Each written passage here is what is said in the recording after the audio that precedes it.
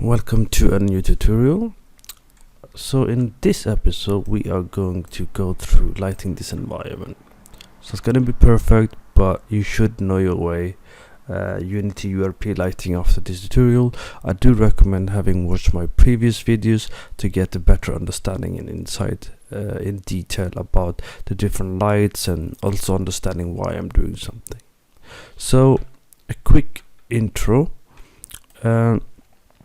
What I'll do, I'll quickly just point out these settings because we're gonna set it up ahead of time. This is because we wanna save our rendering time during the video.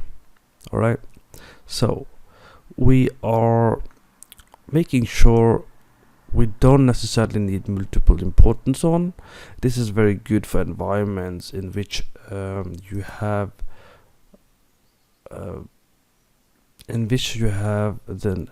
an environment with different of color. So basically that means that an environment where you have like red, blue, green, a lot of variety, it's good to have this on. You can take it off, however, in this case, because it's pretty much the same tone of color. If you keep it on, there are some issues in the way it's calculated and behaves, so we'll turn it off.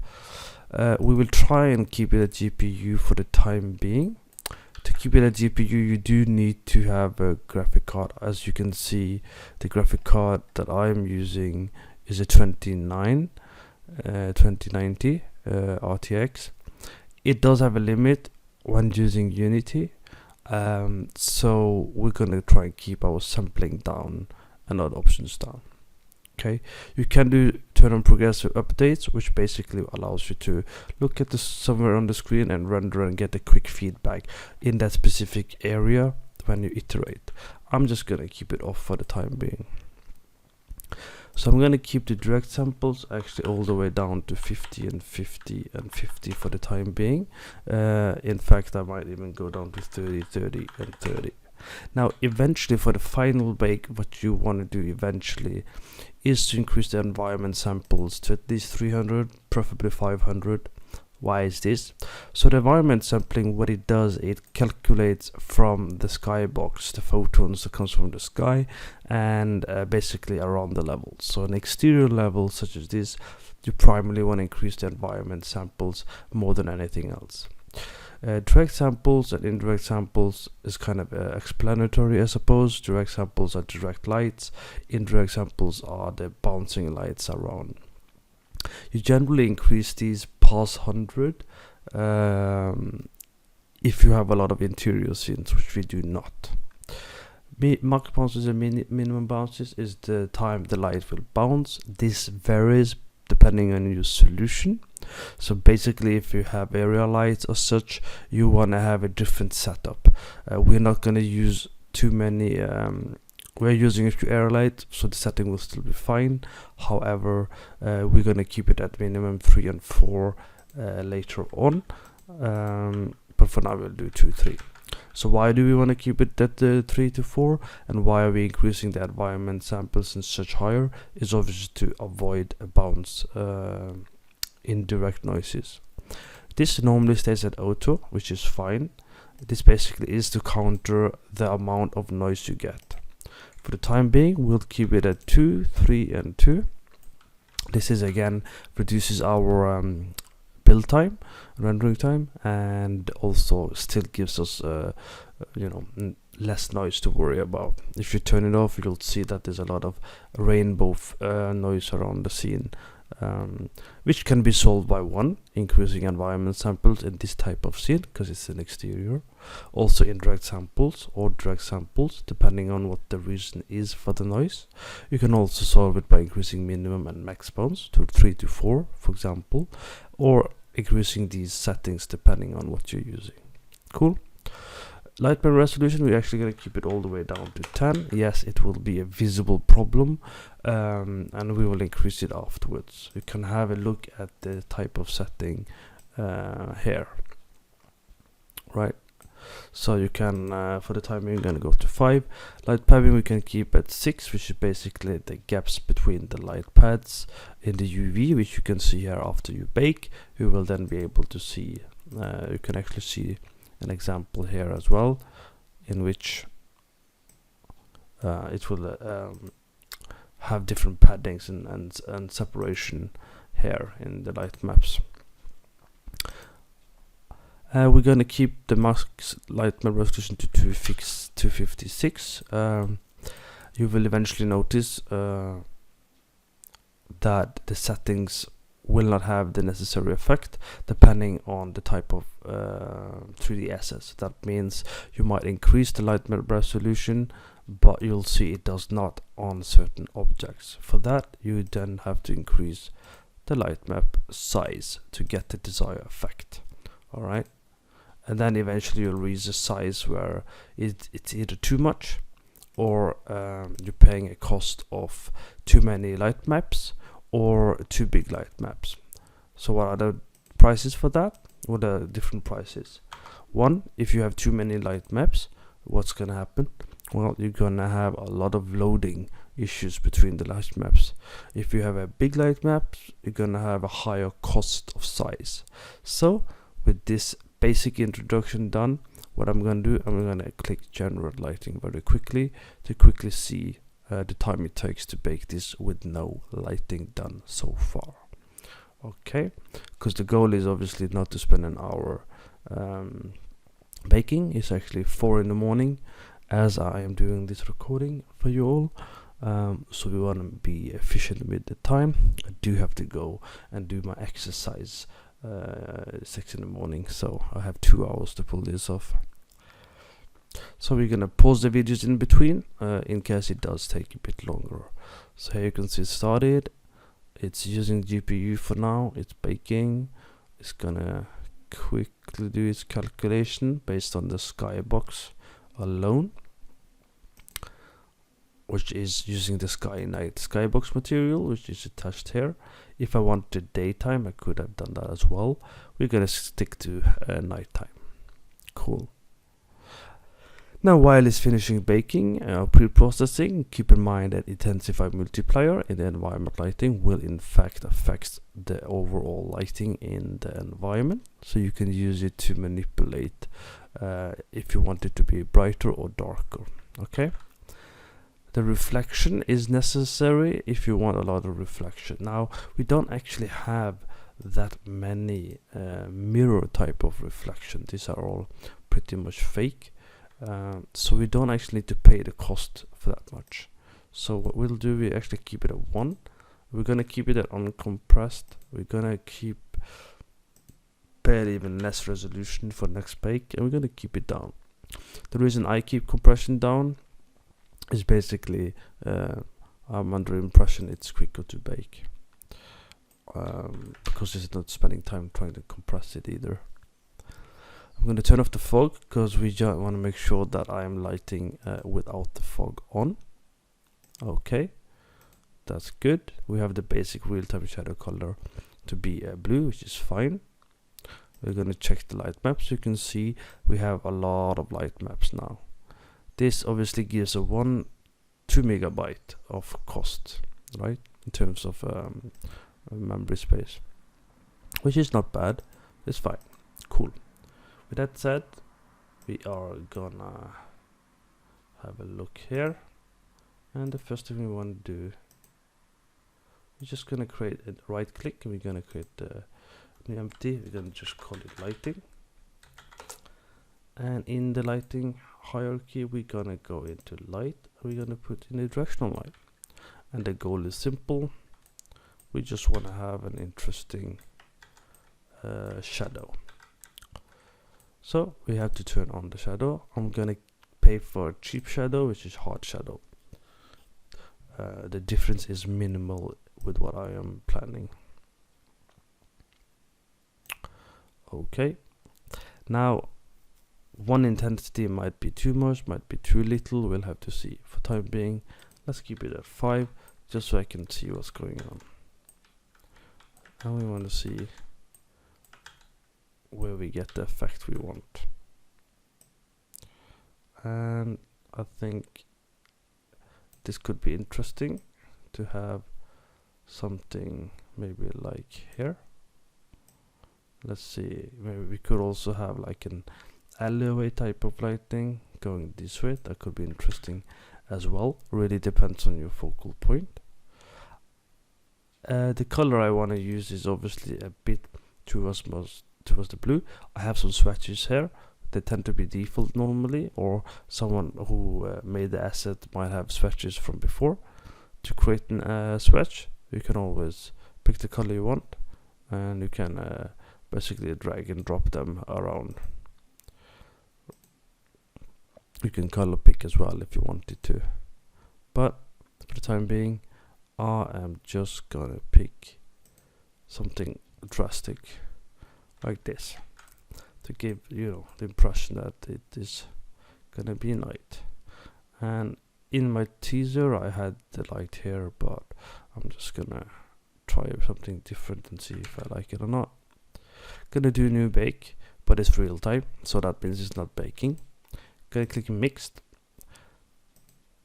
and the reason I'm picking mix is because I'm also picking baked indirect, which basically means that the mixed light will still provide real-time direct lighting, but the indirect light will be baked into light maps and light probes.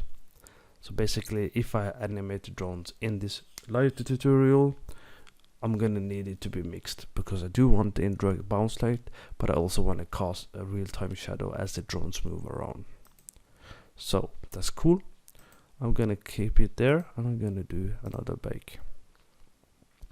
Now that we have a light in, obviously the baking time is going to increase a little bit, okay, but as long as we manage to keep it at low quality and GPU for the time being, we should be able to buy some time and quickly iterate. Obviously it takes a bit of experience as well to do this, because you might be looking at the thing going, oh, that looks broken, and so on and so forth. Cool. So the light's over there. Now I'm gonna make sure I look at the environment here, and I might go, maybe I don't want this dark. You could, if you wanted to, you could go crazy and do like 2.9 in intensity multiplier of the skybox, and then you can do a new bake, and you can see what happens. It's starting to catch up some of the environment and brighten it up a little bit more according to what you need, right? So you can do that too, but for the time being I'm gonna keep it at 1. I'm gonna bake again, and we'll wait a bit.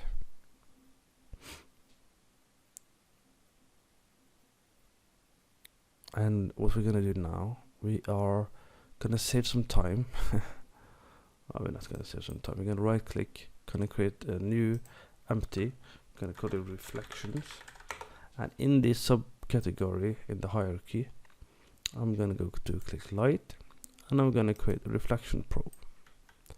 So why am I creating a reflection probe already? Well, generally it's a good idea to have a reflection early, because in Unity you can see there's a huge difference in what you actually end up seeing if you have a reflection probe versus not having a reflection probe. And I'll show you a practical example now, in that you'll already see as I'm dragging it around, it's already changing the look of the game. Well, I'll say a game, obviously it's not a game, but you get what I mean. Can increase it up. I don't really recommend going too much below, generally speaking, but it's fine. And I want to look for the actual, and I'm going to put this one, this reflection probe. Go back down, click it again, and we're going to click over here, and we're going to make sure that the focal one is kind of in the middle. Cool. And just make sure that this one in fact goes all the way out there. And I'm just gonna click bake on the reflection itself. As you can see, now we are getting some more of the environment reflection we want. I'm not gonna do too much here, but I'm gonna do box production, do a new bake. And we're not gonna increase or decrease, you know, basically you can do this if you wanted to. You can reduce the shadow distance for optimization, so that it doesn't necessarily capture all the shadows. We could do that. Not gonna have too much of an impact, but you'll see it changes a little bit. You can have clipping as well. It controls, you know, the type of reflection you get at what distance. Probably easier if you look at here as well when you do it. Click gizmo if you want to get rid of all the gizmos and just have a look. Okay, let's turn this one on, by the way. Cool, that's fine. Increasing the reflection in this case has some value, but not too much. If I click bake again, you know, what we're looking for is the reflection on the water, which might be valuable in some different shots, right? So you might want to have like higher value for crisper reflection. I personally wouldn't do it because I'm not planning on seeing too much of it, and it costs a bit more as well, and we want to keep our reflection cost a bit low because we are pretending to light for mobile in some degree. Okay, so that's the basic of that. We don't want this much brightness, do we? So what we're gonna do, we're gonna put 2, because I don't want it to be the key light. Actually, I just want it to be visible that there's stuff going on. And then what we're gonna do, we're gonna increase this to 4, this to 3. We're gonna increase this one and only this one to 300. Click save. Do a new bake. It's gonna take a bit longer, but the purpose of doing gradually is so you can see that there is a slight difference in what happens to the lighting when we do this. Okay, you can pay attention to this one if you want to, right? You can stay here, have a look, you know, get a feeling of things. Let's see what happens. So we do a quick bake. It's still doing GPU luckily, so we don't have to wait an hour or 2, which it would do in my case. Cool. Now we're gonna increase the light map resolution. You can again go to baked light map, have a look, and see how far you want to push it. So we're gonna go to maybe 10, and we're gonna increase this to 512 to 1000. I'm basically making sure these are somewhat same size. Now we're gonna do a new bake. Again, it will increase the time more now, and it will also increase the price, but there will be some increase in shadow quality as well when you have indirect shadow or baked shadow later on. Okay, so some slight improvements. Just trying to keep up. Still doing GPU, so that's good.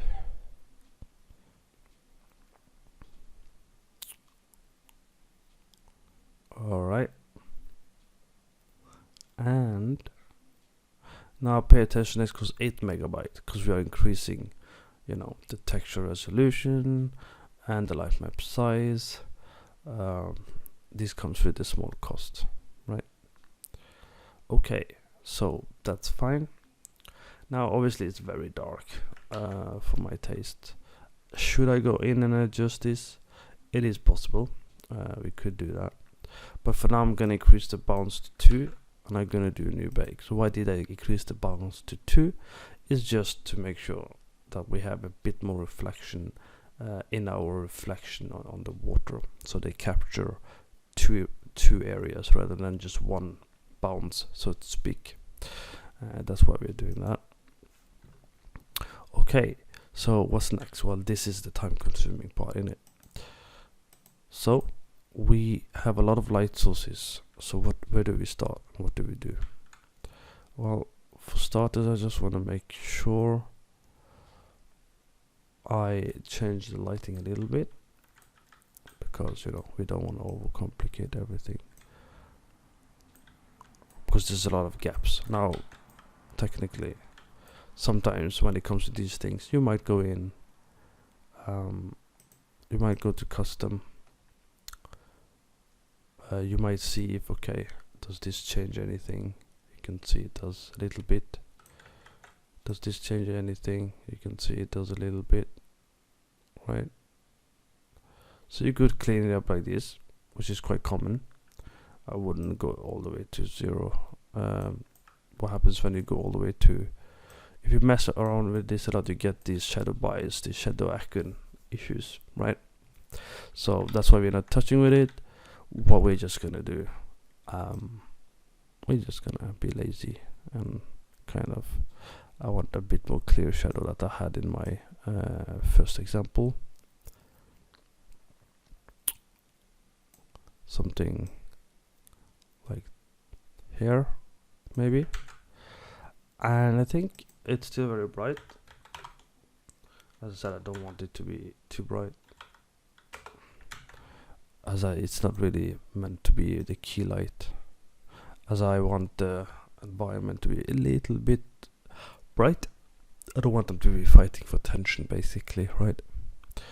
So we're gonna do a quick bake, and we're just gonna observe the changes, because obviously there's more light now hitting the ground, so they're closer to everything now, so they bounce around a little bit.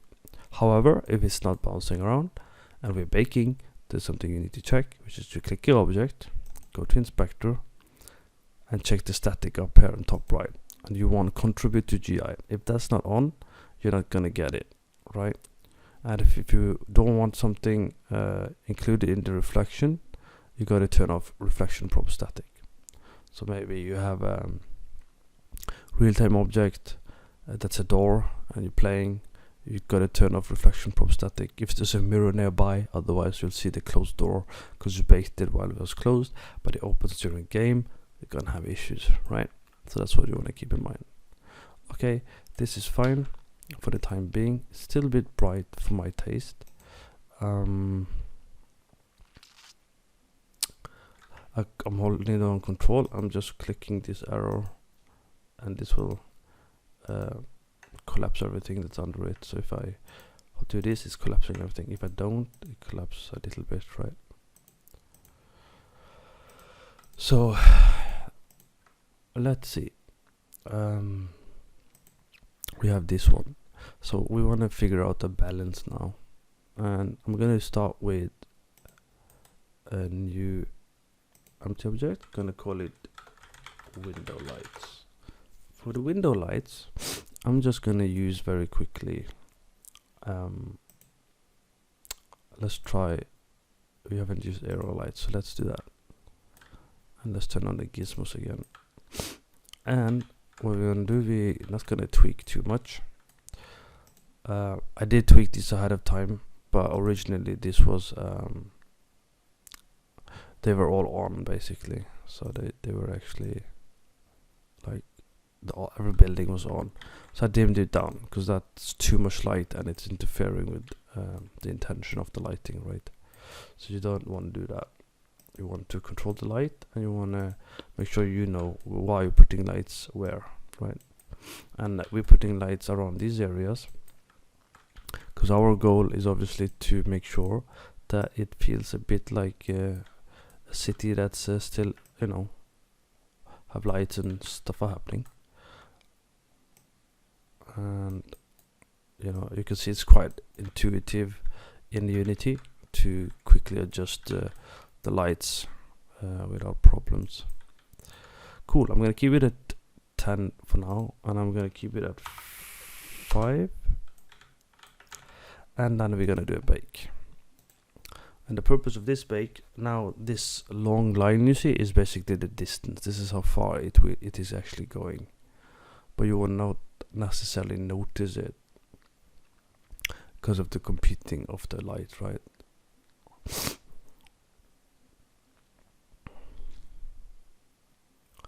Obviously I'm not doing exactly the same as my initial teaser trailer, because, you know, maybe I'll end up with something better in terms of values, because I did have more dimmer night light in the other one. Cool. And we're gonna be lazy, but not too much, but a little bit at the time being. Right now we are just gonna duplicate this, and we're gonna put this here, I'm gonna put this on 4 because I feel it's a bit darker than the other one. And I'm gonna put one here as well. And I'm gonna put this one in 2. Gonna put one here.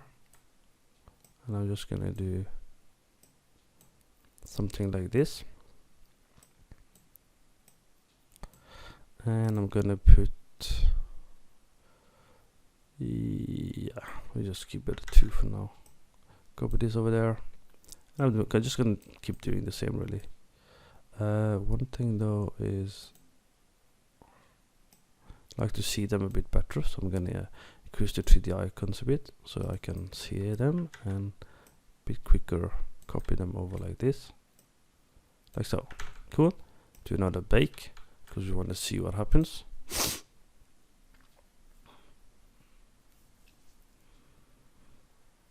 Okay, it's starting to look like, you know, the windows have some light, stuff's happening. There's a certain difference in value, right? So it's not like equally bright everywhere. It's like there's some hot spots and then it fades a bit, okay? Which is what we want. Cool. Now you might reach the point where, you know, it might be too bright or it's getting, you know, too much. So we want to just quickly, for this part of the area anyway, we just want to quickly put it here and just rotate it quickly like so. And I'm going to do the same here. Now for this tutorial I'm not going to actually place everything.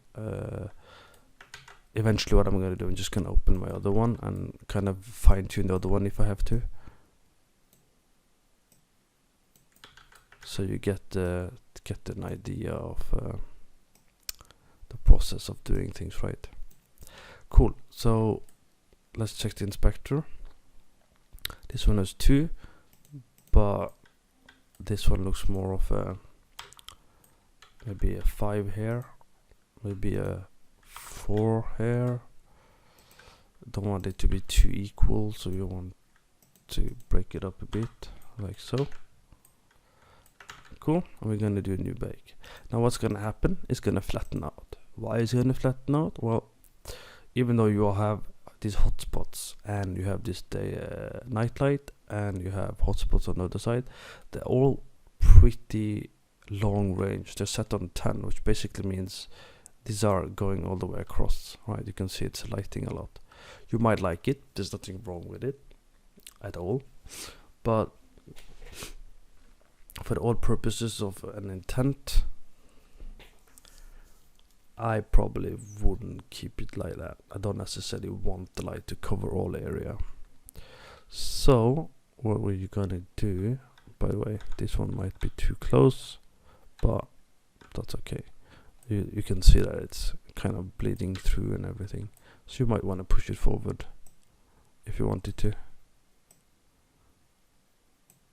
like so.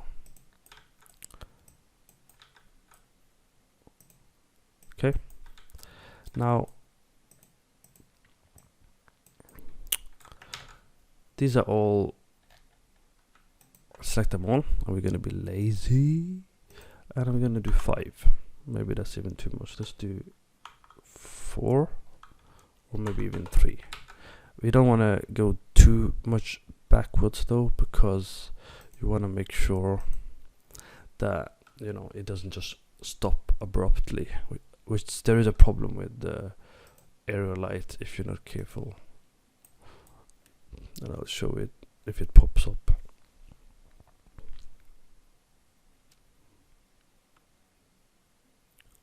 So sometimes it's good to look at baked light map. It's a bit easier. You can see things are darkening down again because the area light's not like covering a huge amount of area now, and you're gonna get, you know, the moonlight to be a bit brighter if that's what we want in this case. Okay, so you get these effects, and these are visible in the games, which is why sometimes you will increase it, but you could pay more cost. I'm not going to do it because the way I'm lighting it is keeping this in mind so you won't spot it too much, but you can actually see it if you have the eye for it.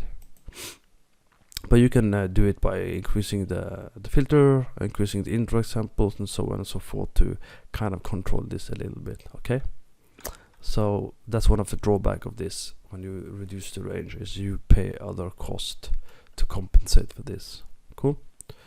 Now I don't necessarily want it to be this bright, so I might even darken this a bit more, and I might actually see a bake first. So what are we doing? Well, now we just figure out what we want. Do you want the moonlight to be the brightest part, or do you want the environment lighting to be the brightest part, right?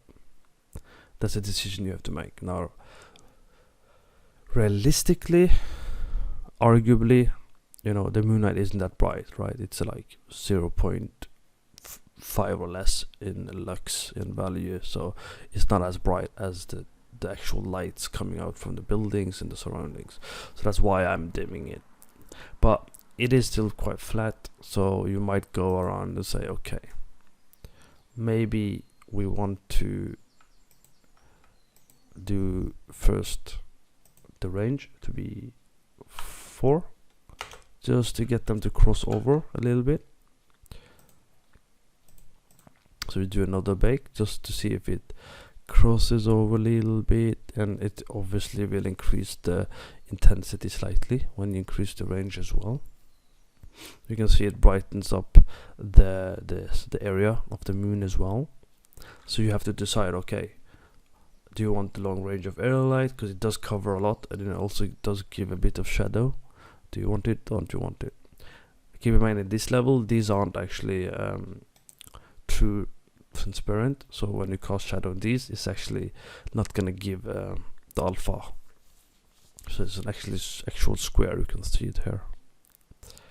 Cool. You can see by increasing it, they're overlapping, and it's slowly getting rid of some of the effects. Cool. Not gonna spend too much time tweaking the values, but you get the idea. You wanna make sure the values are correct. Cool. What next? Well, the other thing you want to try and do for this type of level is obviously the mood. So let's do a quick lighting, and we're going to do a new create empty object. We're going to call it sign lighting neon. Cool.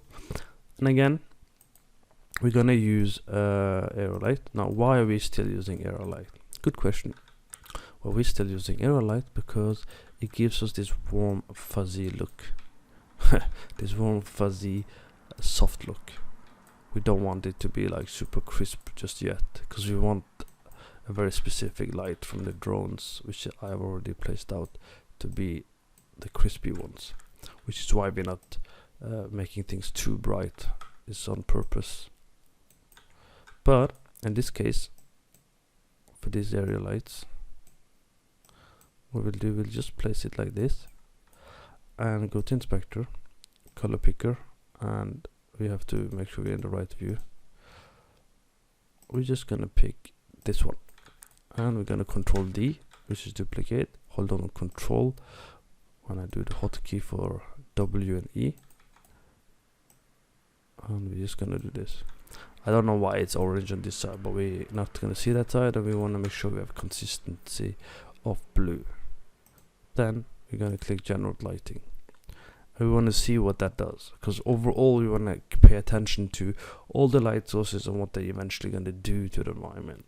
So we don't want, I don't want to in this case spend too much time making things bright here, because I know there's going to be other competing lights being added.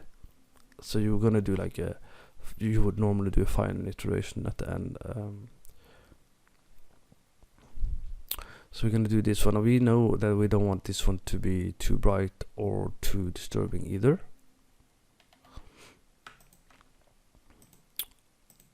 And we're going to go there. We're going to just call it blue sign neon light. Okay. Now this one obviously isn't very bright, so we're gonna go for maybe 5.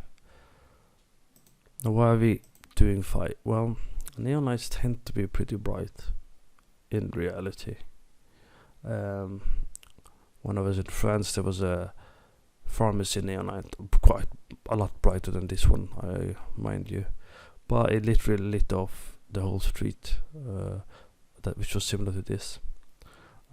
This one isn't as bright, but what we want that blue light to hit and spread around a bit, so you at least can see that something's going on. Okay.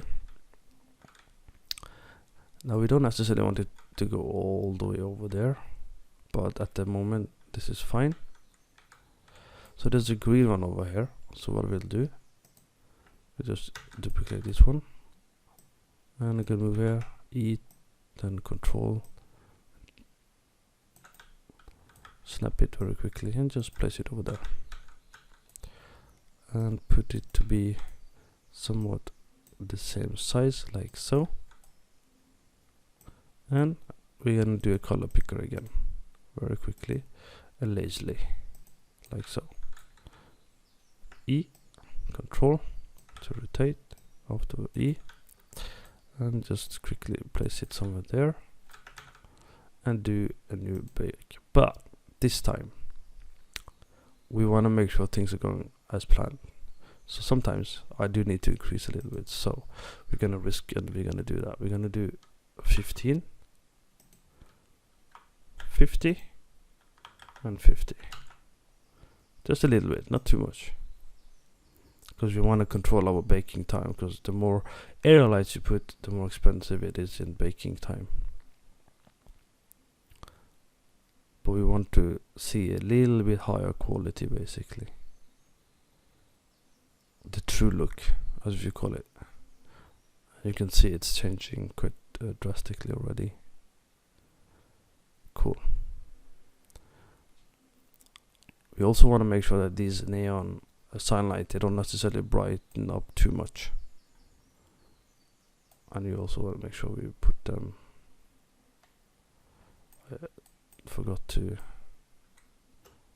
duplicate it properly, I think, so let's duplicate it quickly, put it on the other side. It's gonna reset on its own when you do this, so it's not to worry. So this one might be too far, but we'll have a look.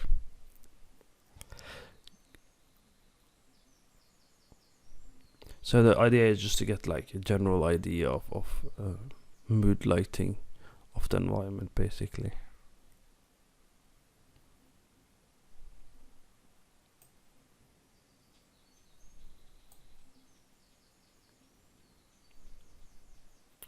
Okay, you can see, you get some detail in the back there for this particular shot. Alright, so that's the range, of course.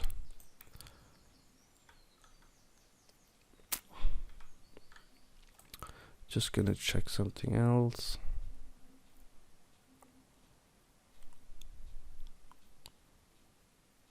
And it's baking, we're waiting patiently, aren't we? I could have paused, but I do have to pause on the next one, probably. It's getting time consuming. If I wanted to cheat with more indirect light to spot around, I could increase indirect multiply if I wanted to. So that's nice, you get this little fill of that on the darkness area here. Cool. So you could obviously add light here as well, that would enhance the stuff too. The next thing we're gonna do particularly is we are gonna add another section, and we're gonna call it create empty, and we're gonna call it door top lights. And for this one, let's just pay for a point light, which is expensive, mind you. We just want to put it about here, and the idea is to get these lights on top of the door to pretend that it exists, right? And I'm just gonna not copy paste it just yet. We want to make sure this is baked. You might have noticed the area lights are baked only in this version of Unity. And then I'm just gonna quickly place them in a way that it's somewhat believable that the light is indeed coming from this source, right? So you might move them a bit back, a bit forward, depending on what makes sense, right? And we're just gonna quickly do that. And while we're baking, right, point light is super expensive, right? It's 6 spotlights, so we don't want to have real time. It's mostly for detail lighting, right? Gonna go here, place the camera here, Control Shift F. That puts my object where my viewport is, basically. Gonna Control W, now Control D, and I'm gonna do the same here. Just put it quickly here, like so, and like so, and do the same here, kind of like this. Cool. Not gonna do all of this. I mean, you're understanding the principles, which is the point here. Gonna do new bake because of the point light, but actually for this to actually, we gonna have to put one over here as well. Otherwise this is not gonna have the look right. Evaluation on this side, at least you want at least some evaluation on this side. Cool. Now we're gonna do new bake. Gonna increase it again. Gonna go 20.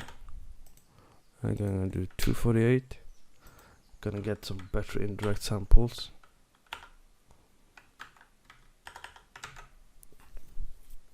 And then we're gonna do a bake, and I'm gonna pause because this will probably take 4 or 5 minutes. Alright, you can see it's shaping up, starting to look like a night city. Now, again, I'm not gonna do everything that you saw in the teaser. That would take a lot of time. I think it's already been 45 minutes just doing this basic stuff, and I don't want to spend too much time repeating stuff. So what we're gonna do quickly, we're gonna do traffic light, and then in here we're gonna create a new. We're gonna do a point light. We're gonna just look here, Control Shift F, and we're just gonna color pick here. Now it's gonna have a spectral effect. In URP you can get rid of it. Here you can't, unless you were baking, which we are, but I'm putting it in case I change my mind. So I will bake it, and it will be a bit better. So it would be like something like this, right? And you would do the same. You would go all the way over here, and you would kind of do the same, you know, because you want to make sure that, you know, it feels alive, this area, that things actually exist. And these traffic lights are actually quite bright in real life too, at night, at least the ones here in London. Same one here. Just gonna quickly give this one a green one. You know, it's just tiny details. I wouldn't necessarily have it this bright though, so probably get away with 3. Go here, just rename it red stoplight. Don't need it to be that much. Let's tone it down, and I'll explain why we're toning it down. The idea again is just to have a small detail lighting going on, just for the fun of it. We'll put it here just so you see the contrast, what happens between this area and this area, and why we are paying attention to the values of our lights, and why I'm making just a quick random decision, so to speak. I would also put some light here eventually, so arguably you could also put this here, right? You could put this one over here, and you would also put light over there, right? Because you want to make sure that it just doesn't suddenly go black everywhere. You want to have an illusion. You want to sell it. You want to sell that this is a huge place. The size of an area light obviously matters, which is why I'm adjusting it a little bit. The bigger it is, the more different the light is. Play around with it. Right? Stop being so lazy. Come on. Go learn. I'm helping you. Yeah, whatever. Let's not be too picky. This is a bit too bright, even though it is brighter. I don't actually want it to have this huge range, so I'm just gonna put it a bit down. I'm actually gonna dim it because I don't want it to catch too much attention. We're just gonna bring the door, top lights, and for all of these I'm actually gonna cut it down as well to about 5, which is enough to hit the ground a little bit. It will make it a bit darker, and that's fine. That's why it's 1. That's fine. The blue light, I wouldn't mind if it was a bit brighter, to be honest. But that's a creative decision, and we're not going to spend time. That's the problem. Even though it's a tutorial, my eyes are going. No, maybe. Want to fix it? Okay, let's just do this one as well. And there's a reason I'm just gonna do this little part. It's just because this is white, and we're about to add the detail lighting, as I call it, for the what's it called? A Christmas light or whatever it is. I should be renaming these.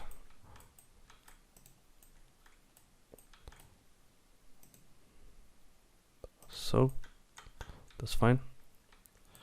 Let's just rename this to white neon, sign light.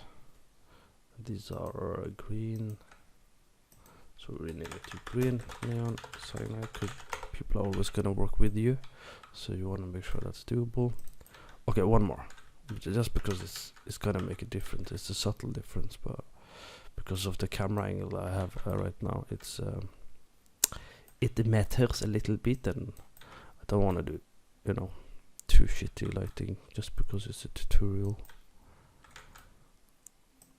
Okay, here we go. You understand? This one is important because it has 0 effect, right? You don't actually see it hitting anywhere, so the range of this one would be manipulated, but it does have an effect on this side. So you want to make sure, is it any point in putting the light there or not? Cool. Now we're gonna control shift to get this down very quickly. Gonna right click very quickly, do a new object. We're gonna call it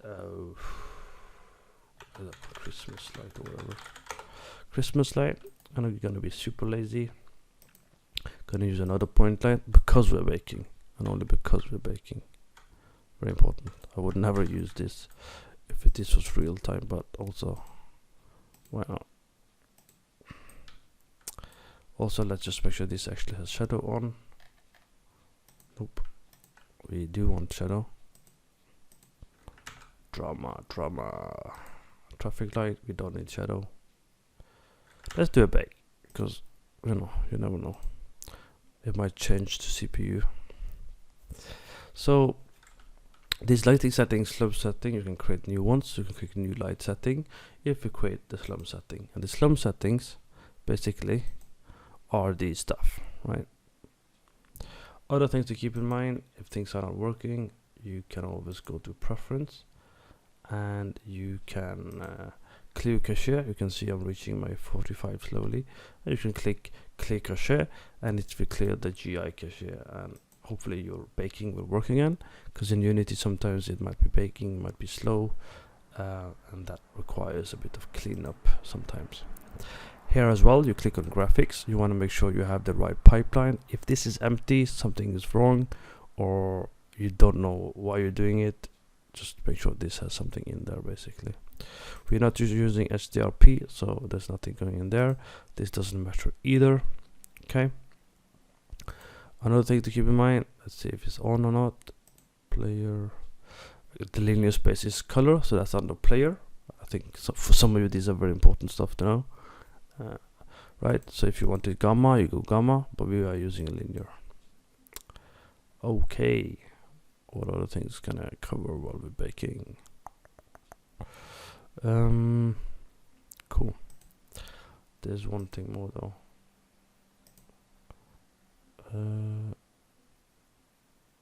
Post-processing is fine. Is it on the general? Probably not, because Unity has a tendency to change the layout a bit. Graphics, that's fine. Universal. Okay, I think that's about it. So you have a lot of settings here if you're into double checking that everything works. These are the places you go on a deeper level to make sure you have the right pipeline, the right settings, and so on and forth. You have a new layout. Just remember, you can create your new layout here. So if you want to play stuff and you have a different layout of lighting, different layout of animation, you can do that as well. Cool. And obviously when you're troubleshooting, you have the UV charts here, right? Text validity. Light my overlap, which we don't have a lot of because it's mostly baked, because we're pretending to do this for mobile. You can see that we have very specific values. It's not perfect, to be fair. This one, I don't even remember seeing this. Sometimes this will be different. So if you click scene and you do new tab, click scene again, you'll have the option pop up. So sometimes you have to do that for whatever reason. Control S. Okay, cool. Now you have the point light. Yes. This one, we're gonna have it be red or something like this, and we're gonna duplicate it. We're gonna put red here as well, and we're gonna duplicate it. We're gonna put here, but here we're gonna put, I don't know, let's put, no, not yellow, let's put green. Yeah, green. And we're gonna do not the green here. Here we're gonna put blue, just to get some cyan color effect going. Boop, boop, boop. There we go. Also, I'm doing blue on purpose, but technically you actually should have green here, and this one should actually be green as well. So these are just mentioned is just to get some, you know, to make it actually look like these are on. This would be baked, but this one I would actually make it mixed, because I want one of them. It's expensive because it's mixed, so you would probably make it spot, to be fair. And let's use a spotlight. We do have another spot that we're gonna use later, but generally what I would do, I would make a spotlight and I would put it somewhere here. Why am I doing it? Why am I using it mixed? Because of the drones. The mix will allow the drones to be affected a little bit by the green light. If they get too close, they'll get that green light effect, and not just the blue from the moonlight. That's why I'm doing it. Very important, super important. Okay, and that's why I'm having green here as well, because I want to make sure that it feels like, you know, it's spreading to these details around the environment. The same here. Maybe I want to have red on this side, and maybe over here I go back to green. It's a bit too green, but you know, you get the point. And I do the same again. I pay for the spotlight to be there. Now, depending on your pipeline, sometimes you will see light not working. That has something to do with pixel count. And again, you can go to project or preference to find the pixel count depending on your pipeline.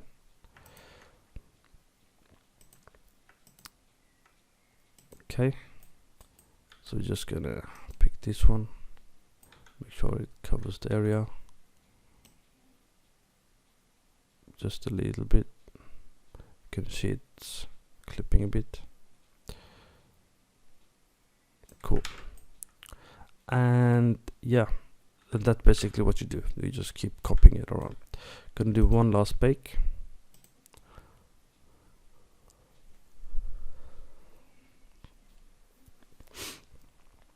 So that's why I'm doing it. So I'm carefully thinking about, okay, this one, it has to be baked because it's expensive, but I do want the green light to feel like it exists. Same with the red light. Then I want a spotlight instead to be the price of the mixed light. So I am basically making sure that when the drones are flying around, you know, they actually get affected. The same is here. I don't need it to be affected as they fly through here, but if you did want it to, same trick, you add a spotlight here and put it on just real time if you wanted to, actually, with no shadow, because they're drones and they're in the air. So maybe you wanted to rim light it as they fly past, you would put it here, it would fly through, you would get the same effect. But again, because we're pretending it's mobile, you want to make sure it's cheap and efficient, right? Actually, let's turn on the fog, which I've already, it's on the environment. Let's just do that and bake it, because we'll see how different it starts looking. The fog makes it quite flat, and it's flat because we're not having the other lights here as well, and I haven't changed the settings. But also because, you know, I'm skipping a lot now. But I'll show you. If I turn on the lights of the drones, you start getting a different look as well, because the drones are really the primary light that I want to have the main attention. So, you know, they have like 40 in intensity right now and 20 in range, so they cover a lot. And obviously I'm having a different setting for inner and outer spot angle to get the desired effect I want as well.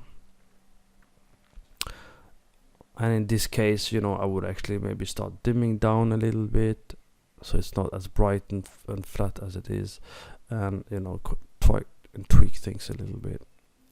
But you can see that the minute you start adding all of these layers, you start getting a different effect. Okay.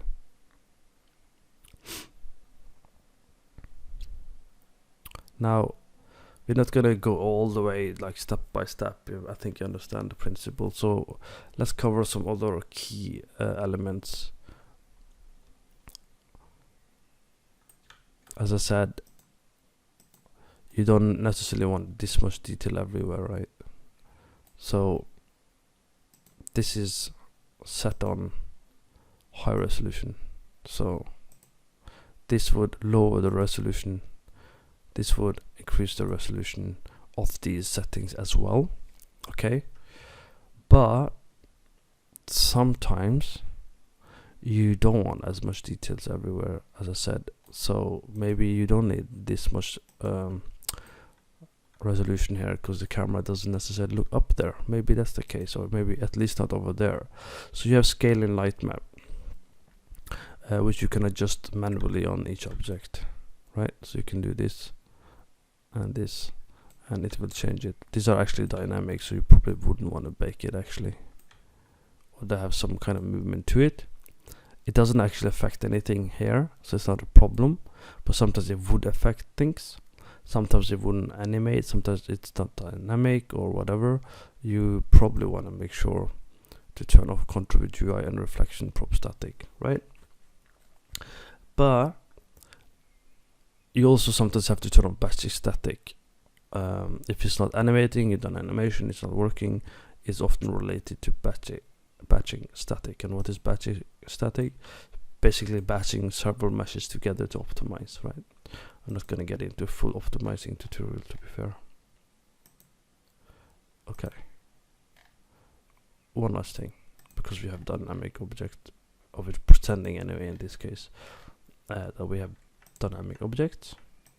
So for dynamic objects, if you paid attention in other tutorials, we use light props, and the light prop is what we're capturing of our indirect light here that will light up the objects that are moving. So for that, we're just gonna quickly not do all of it, but generally you can, you know, have something like this. You don't want it to be too much. Why don't you want it to be too much? Why does this matter? I'm happy you asked. So when these light props are overlapping like this and they're using multiple objects, so if this light prop is hitting this one and gathering information from this one and this one, they all kind of collecting information from the multiple objects. If an object uses multiple light props, it will not batch together, which means you're losing optimization, right? So that's where you want to, in reality, you don't actually want to have too many light props affecting too many objects unless you really need to, because in doing so you're sacrificing optimization. And because we're pretending it's a mobile game we're doing lighting for, I'm just letting you know, you want to make sure that you don't have this issue. And let's just pretend. And then because we have drones and stuff, right, you would maybe cover a bigger area, so you would actually go up. Now you can see a lot of it is baked, so we don't need to do it, right? This is mainly because of the light props, and you don't really need to do it. We're doing it because normally you want to have light props between dark, bright, dark, bright, so you don't really need this many, to be honest. You could probably get away with, let's say, well, you definitely don't need these, so it would be more like this. And honestly, you could probably just do this, and you would just have this one in the middle trying to capture. And what this would do would increase the likelihood as well, as I said, for the batching. Again, very important for mobile games, right? Cool. And this would require a rebake as well. So we do a quick rebake. I don't know if you spotted it, but it already affected the drones because they are dynamic. So as they move around, they'll get the necessary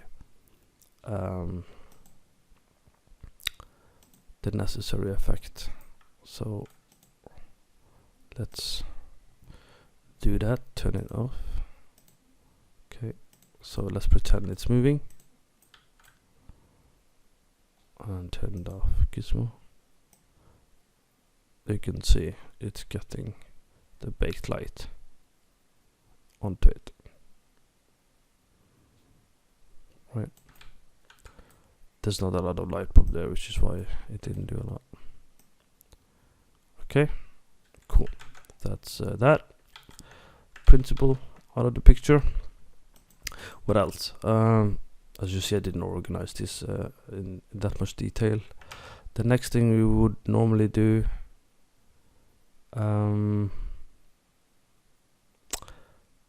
obviously you have the profiler. I'm not going to get into it. That's like a completely different thing, but you can profile here. You can check the optimization here as well. generally I don't need to do it, at least in Unity. Yeah, we were talking about light map, sorry. Another thing to do to optimize your speed when you're tweaking and optimizing for mobile or just the game itself, these light map parameters, you can create a new one. You don't necessarily need to know all of this, but I'm not going to get into it, to be honest. It's quite complicated and high level, but you could create a new one, or you could just duplicate the one that's low, right? You could do this, or you could just use default low, and this would tweak all of these that you want it to be having low. Basically, they would then start catching up and have a low setting instead. So that's another thing. So you would start tweaking on that level. If you have problems with some meshes and it says like overlapping UVs, but it looks weird for whatever reason, you click on the mesh renderer. No, not the mesh renderer. Yes, the mesh itself. You can see it has. Did I click the material again? No, here it is. You can do general light map UVs, right? And then you can do what you need to tweak it, basically. I have not done that, so obviously it's not the best possible scenario right now. Actually, the reason I haven't done that is I actually didn't know it was off to begin with, but also because I already baked another one, and most of them are mixed light anyway. But this would actually improve if I did that, and I would not get this error which says the object has overlapping UVs, which you can see in the console. There's a 724 object that can be improved, and you will get rid of these artifacts that sometimes happens, which is not really noticeable here, so it's not a big problem. Okay, this is where you use the UV charts. You click on the UV charts, and if we were to pretend for the moment, let's do, I don't know, let's do this one. Oh, let's do this. Nope, let's do this one. Let's go on the element. Let's just to show you the principles, just so you know about this. I do general light map. I click apply. See that? Let's do a bake like so. Pay attention to it. Keep your eye on it. Don't look away.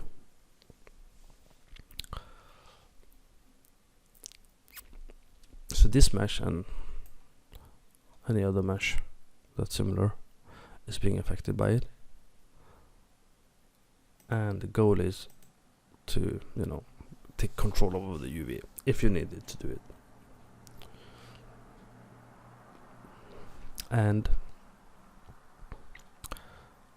you will go to UV charts, you will click on the mesh, you go to inspector, and you will wait patiently for the day it comes where it realizes that it's been changed.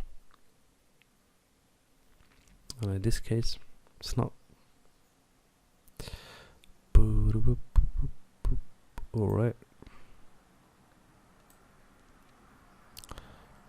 Look at that. There's red light there, there's red light there. Imagine if I actually continued, it would look even more better. Better. Just wait patiently, okay? I would have paused, but I'm not gonna do it. You deserve to watch every detail of what's happening. Maybe it crashes, maybe it doesn't crash, I don't know. Okay, it's doing its charts. If you want to know more about charts, let me know. In the future we shall go into detail.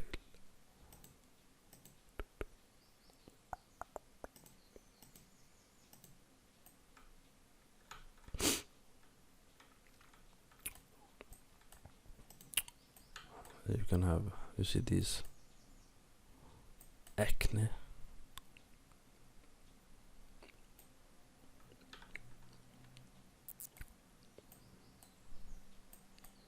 Look at that.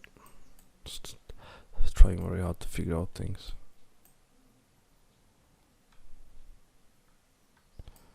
Cool. 40 seconds more. Probably should have put some light there. It was actually a stupid place to do. Was not a good choice. It was not a good choice, people. It was not a good choice. Another thing we can do, which wasn't part of the plan, but since we dragged this far, might as well point out a few more things. This is real time. It's using blend probes. Blend probes have different functions and has different rules to it. Not gonna get into it. You can use proxy volumes, which is a more advanced version of light probes for specific reasons and specific situations where you might need very specific light probes on the object itself. It breaks the rules. What are the rules? I'm happy you asked. The rules of the light probes is it's generally the 4 closest light probes that are affecting an object. So, as I said earlier, adding too many objects, really, this is no point, right? If I go into workflow settings under lighting, I can quickly have like all light probes with cells. I can see that, and I can go to all probes used by selection, and if it generally try and pick up the object that's being used by it. And since this is a real-time object, dynamic object, you can see it's being picked up by these 4 light probes. Okay, so adding too many again doesn't help, and it definitely doesn't help with your batching and optimization process. So this is very important for mobile games and very important in this case as well. Okay, but there are cases we want the proxy volume, and the proxy volume, this is the sounds are still in here from my last tutorial. The proxy volumes are in here. It's called light probe proxy volume. You add it, and you can then get actually a customized proxy basically on your where is it, on your volumes. You can see there's 4, and you can go like crazy, but you know, this is very expensive again, so I don't recommend doing it unless you really have to solve a big problem. I normally use them on windows and curtains because they give some problems during intense lighting when I'm not doing PBR. Okay, now another thing to know. You see this? Imagine this was a door, or for whatever reason you're not getting the correct indirect lighting, and it's a static dynamic object, so to speak, that's in the beginning of a cutscene or whatever, or generally there's an anchor override. For the anchor override, you can click on the scene and you can pick the closest light probe. Now right now I'm just doing a random one around the level, and you can see how it affects the object. Very useful, very good to problem solve, definitely a good trick to know. Okay, last thing, create an empty, no, yes, I mean PB volume, and we're gonna write in volume, add the volume, which is basically our post-processing volume. I'm already gonna pick one that I know I made from the other one, and that's how you can create the volume. If it doesn't work normally, most of the time, it's because you need to have the layer on post-processed, okay, most of the time. And yeah, you have different settings, right? You have the bloom, which does this, expensive I guess. Chromatic aberration, which, you know, is chromatic as you see. Color curves, not really using it. Depth of field, for depth of field you can adjust it accordingly. Okay, film grain, if you want more film, there's actually quite a few, so it's a lot more than out of the box than Unreal actually. A lot of these are superior than Unreal, to be fair. Lifting gamma, you can you can use this to color correct and do this. So if you do gamma, you do this. If you do gain, you do this. If you do this, it's the shadows, and it's quite dark, so obviously it's gonna affect a lot. Motion blur when stuff are moving. You can also do shadow and midtones. You have a graph actually, so you can actually see the limits, and you can control the limits if you wanted to. Here you can see what happens. Shadow. So you have a bit different control for the highlights. Split toning, very cool. You can split tone and edit. So the shadow becomes blue and the highlight becomes red. You can use vignette, and you can use the white balance. In this case, I'm actually tinting it. So there are many ways of doing it. So let's go back to this one. Go to the camera. To do animation, if you wanted to do it, just so you know, you can drag and drop something in your timeline. The timeline is under Windows. You can click animation track, and you have to click this red button, and it will allow you to move stuff around. So as you move it, it creates keyframes. Once you're done, you can right click. No, maybe not this one. But you can right click, and you can turn it into track like this, and you can double click, and then you have the dope shit and the curves to do it more tweaking and stuff basically. But guys and girls, this is all I have time for now. Hopefully it's been useful. It's been kind of quick and dirty, but you can have some fun. It can end up pretty cool once you do the work and you work on the intensity and the look you want. So leave any comments, leave any questions if you want something more specific. There's obviously a lot more. Remember, we do mentorship and courses, so if you really want to dig more deeper, you can learn more about it and get some more results a lot quicker. Thank you and have a nice day.